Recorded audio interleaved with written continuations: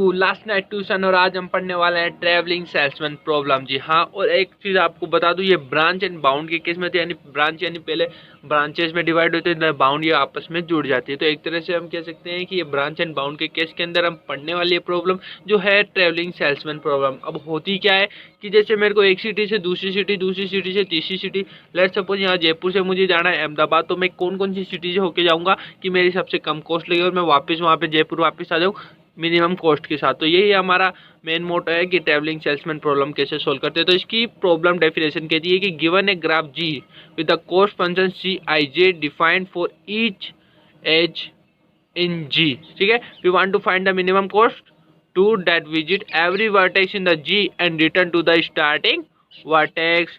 जैसे कि मैंने बताया था मिनिमम कॉस्ट के लिए वही चीज इन्होंने लिख रखी है। अब इसकी एल्गो के ऊपर डिपेंड करती है कि इसकी एल्गो क्या कहती है। अगर इसकी एल्गो की बात करें तो सिंपली हम बात करते हैं कि अगर मुझे ए से बी जाना है तो मुझे एक पाथ लगेगा, तो उस पाथ को इन्होंने बोल दिया पी और स्टार्टिंग वर्टेक्स इन्होंने बोला आई। और कंसिडर करेंगे कि only those vertex which are not in a P for augmenting the path and this is a branching step. ये वाला स्टेप हो गया हमारा ब्रांचिंग स्टेप। अब मैं बात करूं कि path A has a dead end यानी लास्ट आ गया if the vertex not in a P are disconnected in G minus E, this is use to stop branching. Branching आपने पहले की, अब इसको स्टॉप करोगे क्योंकि आपको बाउंडिंग करनी है।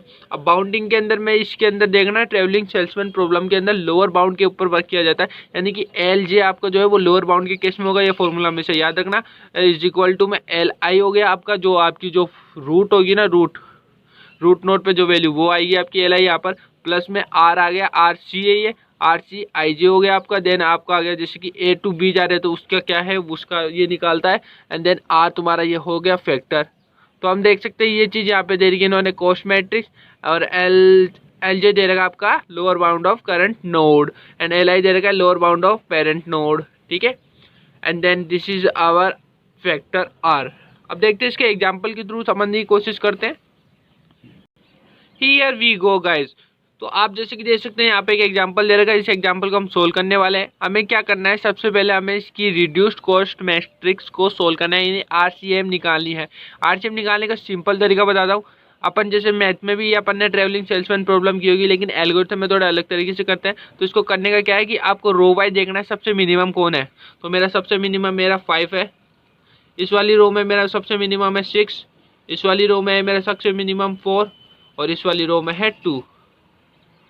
हो गया। अब इनको क्या करना है, आपको इससे सब्ट्रैक्ट कर देना इन सबसे। तो मेरा रिजल्ट क्या निकलने वाला है, तो मेरा रिजल्ट आप देखोगे तो अब जैसा कि देख सकते हैं, अगर मैंने इसको सब्ट्रैक्ट किया तो यहाँ पर आ गई वैल्यू 7 या 0 या 2, ऐसे ये वाली और ये वाली वैल्यू आ गई। अब हमने जो रो वाइज किया है वही सेम चीज़ हम कॉलम वाइज करने वाले हैं। तो इस कॉलम वाइज में देखो सबसे मिनिमम क्या है 0। अगर 0 से आप इसको घटाते हो तो रिजल्ट यही निकलने वाला है। इस केस में हम देखें तो इसमें आ गया आपका 1, इस केस में अगेन 0, इस केस में 0 और इस केस में 0 होगा। देन इसका क्या रिजल्ट निकलने वाला है, अगर हम इसको सब्ट्रैक्ट करते हैं तो सो कॉलम वाइज सब्ट्रैक्शन करने के बाद मेरे पास ये रिजल्ट आता है। इस रिजल्ट के अंदर आप देख सकते हो यही मेरी हो गई आपकी रिड्यूस्ड कॉस्ट मैट्रिक्स। अब मेरे को वो वैल्यू निकालनी है, यानी कि मेरे को आरसी की वैल्यू निकालनी है, यानी रिड्यूस्ड कॉस्ट की। तो वो कैसे निकलेगी, यहाँ पर क्या वैल्यू आई थी 1, इन सबको ऐड करें तो यहाँ निकलता है 1, और देन अगर मैं इनको सबको ऐड करूँ तो मेरा निकलता है, तो ये मेरा होता है 17 प्लस 1 को निकालेंगे तो 18, यानी कि मेरा जो रूट नोट है उसकी वैल्यू आ गई मेरी 18 आ चुकी है। अब मैं यानी ए की वैल्यू मेरे को मिल चुकी है। अगर मैं इसके डायग्राम की बात करूँ तो देखो ए मेरा रूट नोट है, ए से मैं कहाँ जा सकता हूँ, मैं जा सकता हूँ बी पे जा सकता हूँ, मैं जा सकता हूँ सी पर जा सकता हूँ, मैं जा सकता हूँ डी पर जा सकता हूँ। ठीक है, और बी से कहाँ जा सकता हूँ, मैं सी पे जा सकता हूँ, और कहाँ जा सकता हूँ डी पर जा सकता हूँ, और इसमें मैं कहाँ से जा सकता हूँ, यहाँ पे बी पर जा सकता हूँ, और यहाँ पे जा सकता हूँ डी पर जा सकता हूँ। इस केस में मैं जा सकता हूँ बी पर जा सकता हूँ, और इस केस में और सी पे जा सकता हूँ। अब बी से मेरे को इसमें क्या बचा, इसमें मैं यहाँ से डी पर जा सकता हूँ, यहाँ से सी पे जा सकता हूँ, और यहाँ पे मैं डी पर जा सकता हूँ, यहाँ पर मैं बी पर जा सकता हूँ, और यहाँ पर मैं जा सकता हूँ अपना सी पर जा सकता हूँ और यहाँ पर बी पर जा सकता हूँ। तो इनमें से एक पाथ अपना रिजल्ट होने वाला है जिसके अंदर हमने ये फर्स्ट वैल्यू निकाल ली। अब मैं ए से बी जा सकता हूँ, ए से सी जा सकता हूँ या ए से डी जा सकता हूँ। तो मैं सबसे पहले ए से बी जाना पसंद करूँगा। उससे पहले मेरे को 3 स्टेप फॉलो करने पड़ेंगे। तो वो 3 स्टेप क्या है? तो पहला स्टेप तो ये कहता है कि आपको जैसे सपोज करो ए टू बी जाना है, तो आपको ए के जितने भी रो है उसको आपको इन्फिनिटी करना होगा। बी के जितने भी आपके कह सकते हैं कि कॉलम है, बी का जो भी कॉलम है उनको इन्फिनिटी करना होगा। और एक चीज़ की बी के रो बी के कॉलम फर्स्ट को आपको इन्फिनिटी करना है। तो इन 3 चीज़ों को इन्फिनिटी करना है। इसकी पूरी रो को करना है, इसके पूरे कॉलम को करना है और इसको एक एलिमेंट को करना है, यानी कि फर्स्ट कॉलम को करना है रो बी के, क्योंकि आप बी पर जा रहे हो। ओके, तो ये आपका हो गया फर्स्ट स्टेप। और सेकंड स्टेप भी आपका, ये फर्स्ट स्टेप हो गया और ये आपका हो गया सेकंड स्टेप। थर्ड स्टेप ये कहता है कि आपको रिड्यूस करना है। जैसे आप पहले रिड्यूस करते हुए आए हो ना, जैसे अगर आपको ऐसे मिनिमम वैल्यू निकलती है तो रिड्यूस कर दो, 0 आए तो छोड़ दो, लेकिन इन्फिनिटी आए देन आपको वो मिनिमम वाले से उसको रिड्यूस कर देना है। Reduce all the rows and column करने आपको, जो आपको कंटेन करता है इन्फिनिटी वाले को। चलो एग्जाम्पल से देखते हैं। इसमें हमारा ये आ चुका है RCM, यानी कि रिड्यूस कॉस्ट मैट्रिक्स हमारे को मिल चुकी है और हम अब इसके थ्रू आगे बढ़ने वाले हैं। सो हमको ए से बी जाना है, ए से सी जाना है, ए से डी जाना है। तो मैं पहले ए से बी जाके दिखाऊंगा आपको। सो अगर मैं यहाँ पे देखूँ तो मैंने इसके अकॉर्डिंग रूल को फॉलो करा, तो रो को इन्फिनिटी कर दिया और बी के कॉलम को इन्फिनिटी कर दिया और मेरा ये फर्स्ट वाले को कर दिया, तो यहाँ पे इन्फिनिटी हो गया। और ये तो इन्फिनिटी पहले से ही थे रिड्यूस्ड कॉस्ट मैट्रिक्स के अंदर, और ये सारी वैल्यू हो गई। अब यहाँ पे मिनिमम 0 है, इस केस में 0 0 0 0 इन्फिनिटी 0 0। तो मेरा आर तो भैया 0 ही होने वाला है, क्योंकि कुछ भी रिमेनिंग नहीं बचा, तो वैल्यू मेरी हो गई 0। अब मैं बात करता हूँ आगे की, मेरा आर ए बी क्या होगा। तो आर ए बी देखने के लिए आपको रिड्यूस्ड कॉस्ट मैट्रिक्स के अंदर जाना पड़ेगा और उसके अंदर देखना पड़ेगा ए से बी जाने पे मुझे क्या रिजल्ट मिला था। तो ए से बी में गया था, यानी ए से बी गया तो मुझे 6 मिला था। तो हाँ भाई, मेरे को इसकी वैल्यू मेरे को मिल गई 6। और एल आई में बताया था आपको रूट नोट की वैल्यू जो कितनी निकली थी 18, तो आपका ये हो गया 18। और आपको फाइंड आउट करना है एल जे, तो ये कितना हो गया 18 + 6 + 0, तो इसका रिजल्ट निकलता है आपका 24, यानी ए टू बी जाने पर आपको इधर मिलता है 24। अब मैं ऐसे ए टू सी निकालूंगा और ए टू डी निकालने वाला हूँ। फिर इनमें जो मिनिमम होगा उस पाथ को मैं फॉलो करूँगा। तो ए टू सी के अंदर देखो कि आपने क्या करा, अगेन रो को कर दिया और इसके कॉलम को कर दिया और इसके फर्स्ट वाले को कर दिया, तो यहाँ इन्फिनिटी आ गया। अब इस केस में 0 मिनिमम, इस केस में 4, तो 4 बाहर आ गया, एंड इस केस में ये हो गया। अगर इसको रिड्यूस करते हैं तो यहाँ पे बन जाता है आपका 0 और यहाँ क्या बन जाता है आपका 10 बन जाता है। एंड अगेन करके देखें तो इस केस में मिनिमम है आपका कितना, आपका मिनिमम हो गया 5, तो 5 यहाँ से निकल जाएगा 5, एंड देन यहाँ 0 बच जाएगा और यहाँ बच जाएगा आपका 3 बच जाएगा। आया समझ में? देन 5 और 4 कितने होता है टोटल, ये हो गया आपका 9। तो आर की वैल्यू तो आपकी 9 आ गई। और आर सी ए सी के अंदर देखें तो ए टू सी जाने में, यानी रिड्यूस कॉस्ट मैट्रिक्स में ए टू सी जाने पर इसकी वैल्यू आती है 0, तो यहाँ 0 हो गया। एंड एल जे की वैल्यू मैं निकालूँ तो क्या हो गई, अब मेरा 18 तो था ही, देन मेरा 9, देन 0, तो पूरा कैलकुलेट करने पे 27, यानी कि मेरे को ए टू सी जाने में 27 लग रहा है। इधर 24 था, इधर 27 था। अब देखते हैं ए टू डी जाने में क्या लगने वाला है। ए टू डी के केस में देखें तो मेरा मिनिमम यहाँ निकलता है 5, 5 को बाहर ले लो, इसको रिड्यूस सब्ट्रैक्ट किया तो यहाँ वैल्यू 0 आ गई और यहाँ मेरी वैल्यू आ गई 2 आ गई। एंड इस केस में 0, इस केस में 0 0 0। ओके, तो मेरा आर की वैल्यू 5 आ गई।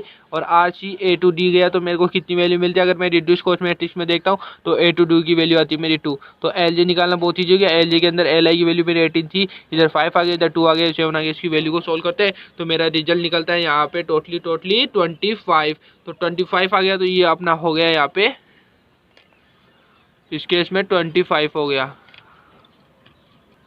अगर अब मैं इस पाथ को देखूँ तो ए टू सी में मिनिमम मेरा क्या जा रहा है 24 आ रहा है, तो मैं भाई ये पाथ फॉलो करने वाला हूँ ए टू बी। अब मैं देखता हूँ सी की तरफ जाता हूँ या डी की तरफ जाता हूँ, तो इसके लिए मुझे दोबारा से करना होगा।